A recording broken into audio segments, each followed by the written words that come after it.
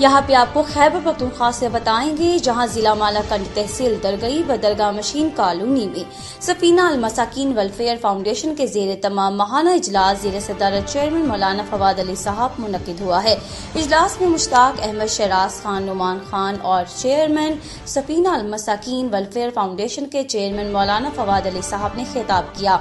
मौलाना फवाद साहब अली ने बताया है कि तालीम, सेहत, खवातीन की मसाइल, माशरती बुराइयां और शोबे में काम किया जाएगा। यतीमों के हकूक और मसाइल पर खुसूसी तवज्जो दी जाएगी।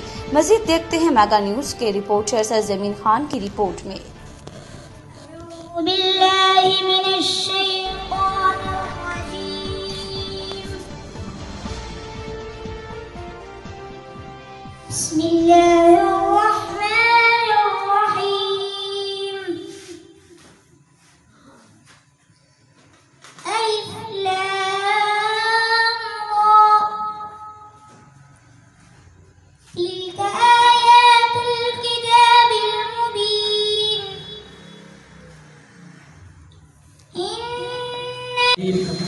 अम्मा बाद फ़क़द क़ाल रसूलुल्लाह सल्लल्लाहु अलैहि वसल्लम खैरुन्नास मन यनफ़उन्नास सदक़ल्लाहुल अज़ीम।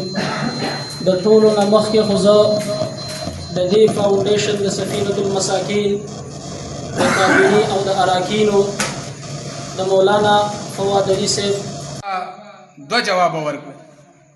زبیم دا یو جواب دا سره چې دا خزار چا باندې راځي، خدا دویم جواب چې حضور پاک مبارک ته ورکو نو د یو پلار په حیثیت د حضور مبارک په زړه بس تیر شي. سو یا بابا جان یو طرف ته بیماری ده او دویم طرف ته لوګه ده. لوګه حضور پاک علیه السلام بر خپل سینې سره نږدې کړه او د سترګو نه اوښکې لاړې. د سفینة المساکین په اغراض او مقاصدو کې یو مقصد دام دی چې نن زمونږ په معاشره کې یتیم تباه او برباد شو. دا کم ایمان او مسلمانی دا زه په اختر کې نوې جامې اچوم، ما پسې ماشومه راځي غریبه فقیره، زما جامې نشته. د وحي برکات د ځان الله جل شانه د انسان ته یو عزت ورکړی دی، یو شرافت ورکړی دی.